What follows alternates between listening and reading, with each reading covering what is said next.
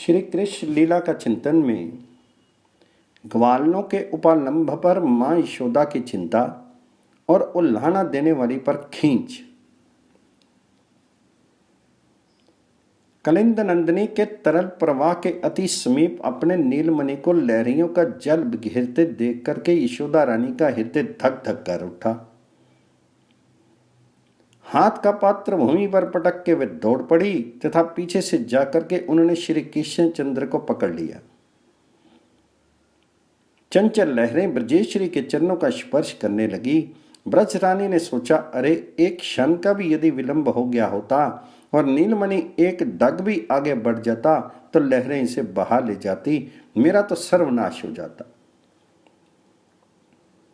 उन्होंने व्याकुल नेत्रों से एक बार तो उमड़ती हुई तपतन्या श्री जमुना जी की ऊंची लहरों की ओर देखा। लहरें तीर से बार बार टकरा करके बड़े वेग से क्षण क्षण में दिशा बदल रही थी। तब फिर देखा उसी तीर पर खड़े नन्हे नन्हे गोप शिशुओं को।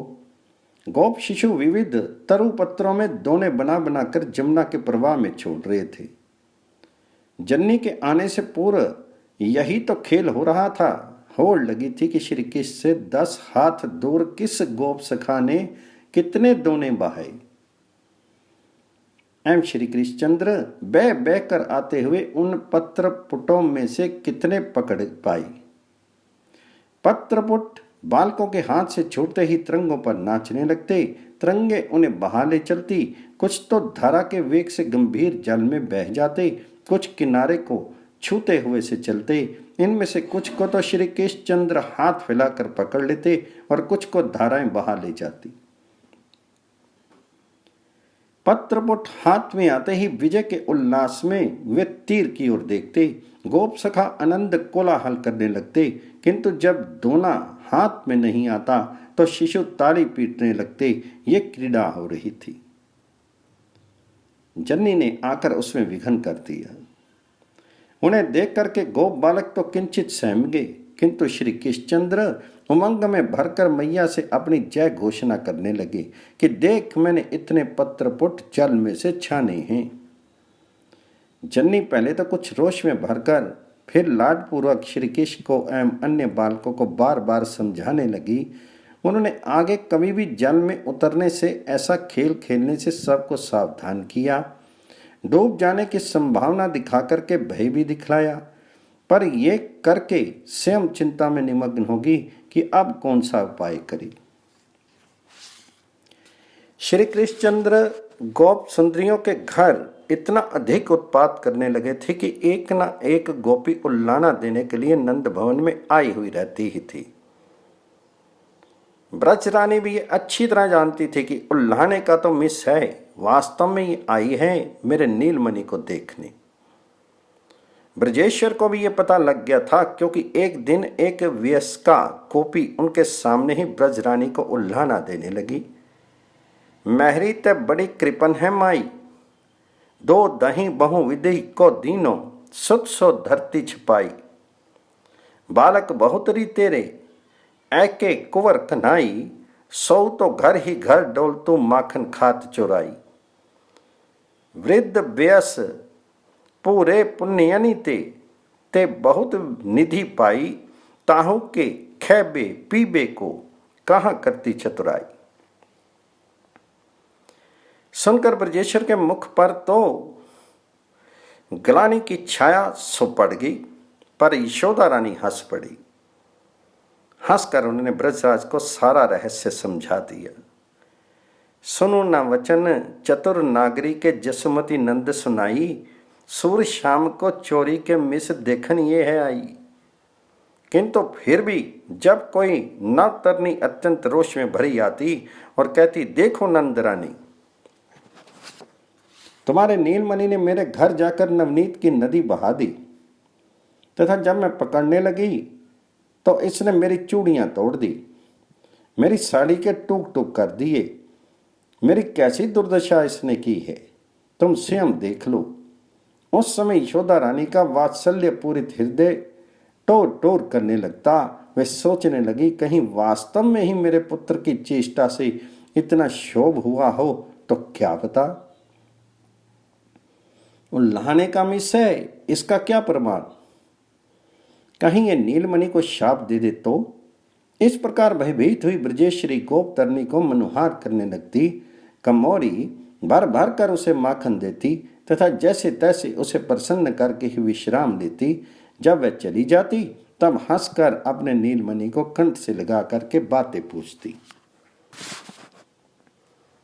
हो वारी रे मेरे लतात, काहे को लाल पराए घर को चोरी चोरी दधी माखन खात।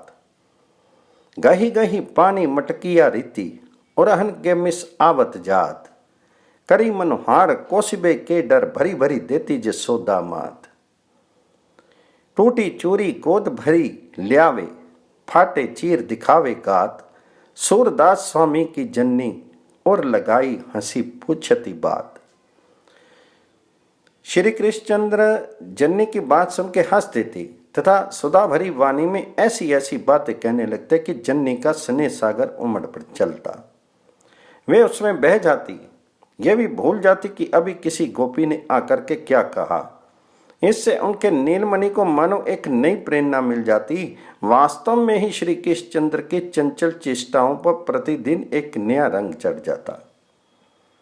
गोप सुंदरियां भी उल्लाहने के लिए नई नई भाषा गढ़ती तथा नंद भवन में आकर के श्री कृष्णचंद्र की इस निर्बाध चेष्टा का ऐसा चित्रण करती कि ब्रज रानी सबको जानने पर भी भ्रमित होने लगती। श्री कृष्णचंद्र को अपने कोटि कोटि प्राणों से अधिक प्यार करने वाली गोप सुंदरियों के मन में उन्हें अतिशय उद्वेग प्रतीत होने लगता। नीलमणि को बार बार समझाती, मेरे लाडले हो, तुम जाओ ना कहीं। तेरे ही काजे गोपाल सुनी लाडले लाल। राके है भाजन भरी सुरस चाहू। काहे को पराए जाई करत इत्ते उपाई। दो दही घृत अरु माखन तहूं। करती कछु न कानी बकती है कटुबान। निपट निलज बैन बिलखील साहू। ब्रज की डीठी गुआरी हाट की बेचनहारी। सकुचे न देत गारी झगरत है हूं। कहाँ लगी सो रिस बकत भई हो क्रिस। इसी इही मिस सूर श्याम बदन चाहूं। पर नीलमणि तो एक नहीं सुनते थे। किसी न किसी गोप सुंदरी के घर प्रतिदिन एक न एक नई चेष्टा कर आते थे। बात यहां तक बढ़ गई कि एक ग्वालन ने तो आके बड़े रोष से ब्रज रानी से आज यहां तक कह डाला, अपने गाँव लो नंदरायनी। बड़े बाप की बेटी पूती भली पड़ावती बानी। सखा भीर ले पैठत घर में आपू खाई तो सही है। मैं जब चली सामूहिक पकरन तब के गुण कहाँ कहिए। भाजी गई तुरी देखत कतो मैं घर पोड़ी आई। हरे हरे बेनी गही पाछे बांधी पाटी लाई।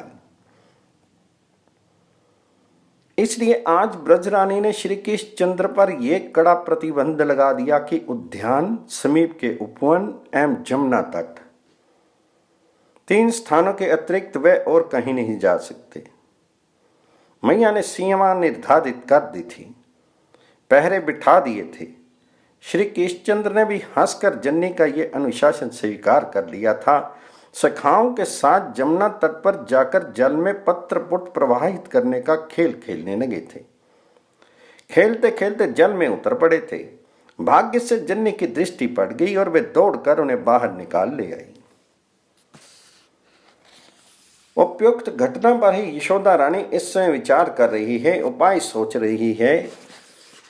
रह रहकर हृदय कांप उठता है कि अभी अभी नीलमणि पर लगाए हुए मेरे प्रतिबंध का कितना भीषण परिणाम हो जाता।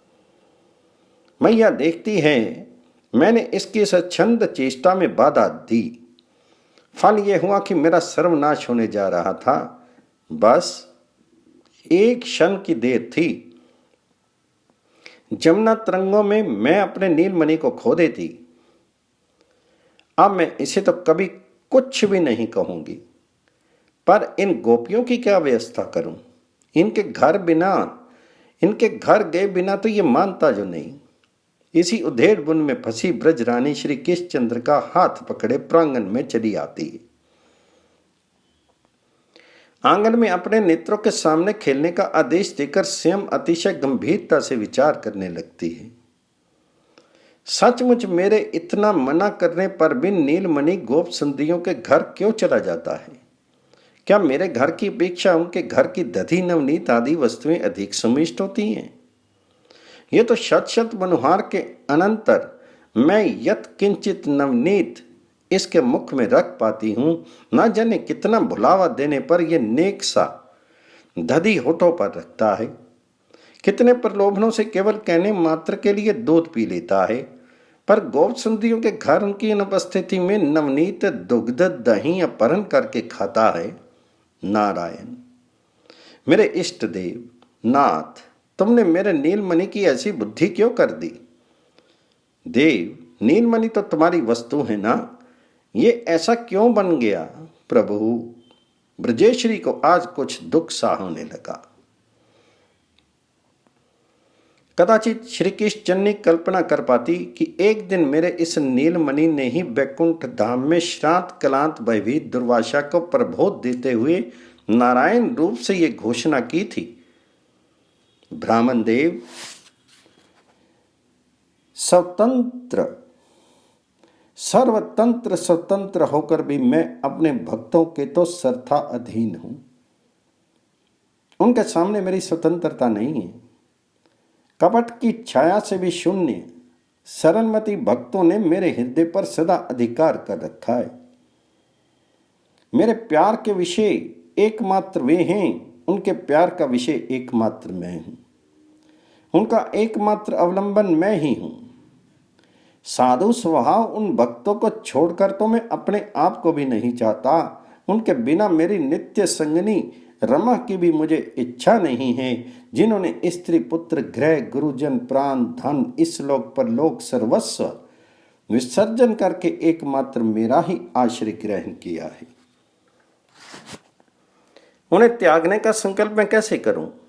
उनका हृदय केवल मुझसे ही बंधा होता है।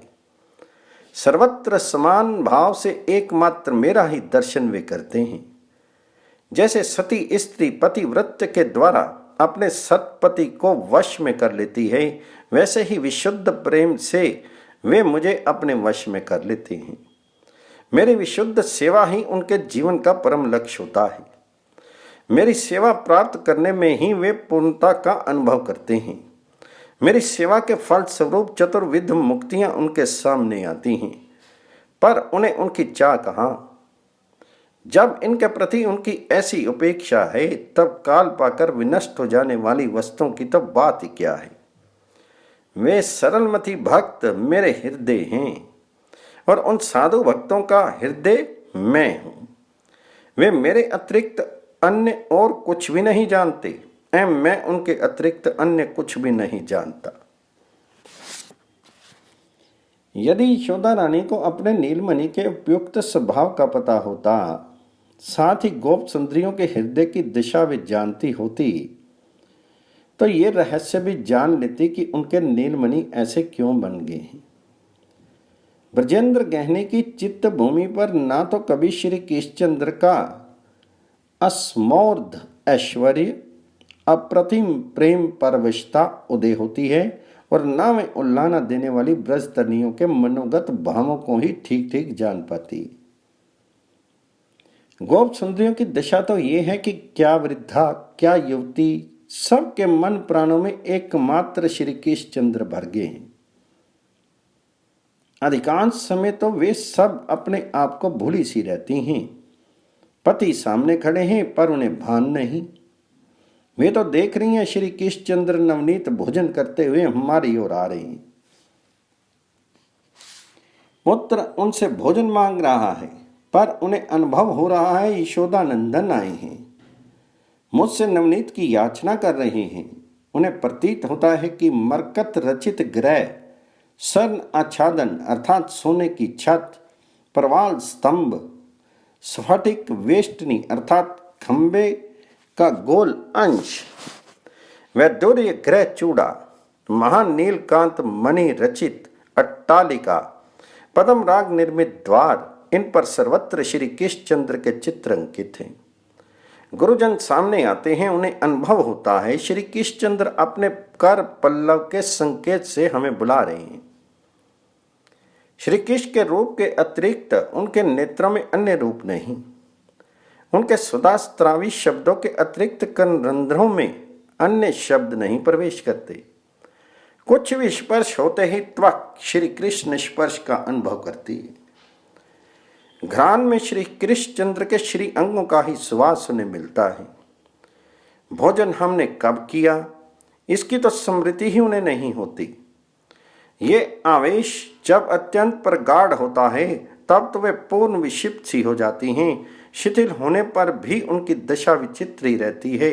निद्रा तो उन सब की प्राय विलुप्त ही हो गई है। मध्य रात्रि के समय शैया से वे उठ पड़ती हैं। उनमें कोई दधि मंथन करके सुंदर सुमिष्ट नवनीत सजा करके रख देती हैं। कभी बाहर जाकर के प्रतीक्षा करती हैं, कभी अंतर्गृह में ही अपने को छिपा करके उनके आने का अनुसंधान लेती हैं। कल आए, 2 दिन पूर्व आए थे, आज भी आ सकते हैं। इस आशा से नवनीत भंडार का द्वार पहले से ही उन्मुक्त कर देती हैं। जब पहर दिन तक श्री कृष्णचंद्र नहीं आते तो उस संध्यों मथित माखन को स्वयं भूमि पर बिखेर देती हैं, जिसे श्री कृष्णचंद्र ने स्वीकार नहीं किया। उस नवनीत को संचित करके क्या करना है। दूसरी एक नवतुरनी सुंदर से सुंदर साड़ी निकालती है, सर्वोत्तम चूड़ियां पहन लेती हैं तथा आकुल प्राणों से ब्रजेंद्र नंदन की बांट देखती रहती हैं। कल तो श्री कृष्णचंद्र पास के गृह में ही आए थे। गोप सुंदरी उन्हें पकड़ने गई थी। उनकी चूड़ियां उन्होंने तोड़ दी, परिधान छिन्न भिन्न कर दिया। मेरे घर ही आ जाते हों तो क्या पता, विधाता मेरा भी कोई ऐसा पुण्य उदय होगा क्या। परंतु जब दोपहर हो जाती, श्री कृष्णचंद्र नहीं आते तो उन सर्वोत्तम चूड़ियों को वह स्वयं ही पत्थर से तोड़ करके पास के सरोवर में फेंक देती है। उस बहुमूल्य परिधान को 2-2 अंगुल के टुकड़ों में परिणत करके राख के ढेर पर डाल आती है। अपनी उन्हीं पुरानी चूड़ियों को पुरानी साड़ी को पहन लेती है। उनके नेत्रों से अश्रु के 2 बिंदु ढलक पड़ते हैं। इस प्रकार अगणित गोप सुंदरियां हैं, उनके अगणित सरस मनोरथ हैं। प्रत्येक गोपी अपने सर्वस्व समर्पण करके नहीं नहीं श्री कृष्ण से भिन्न अन्य सब कुछ विस्मृत होकर क्षण भर पूर्व अपने किए हुए मनोरथ तक की स्मृति मिटा करके उसमें तन्मय हो रही हैं। जब बाह्य ज्ञान होता है उस समय भी उनके श्री कृष्ण में हृदय में एकमात्र श्री कृष्ण सुख की इच्छा का ही उन्मेष होता है। अब भला ऐसी अतुल प्रेम घन मूर्ति ब्रजपुर सुंदरियों के अधीन श्री कृष्ण चंद्र ना रहें, ये कभी संभव है।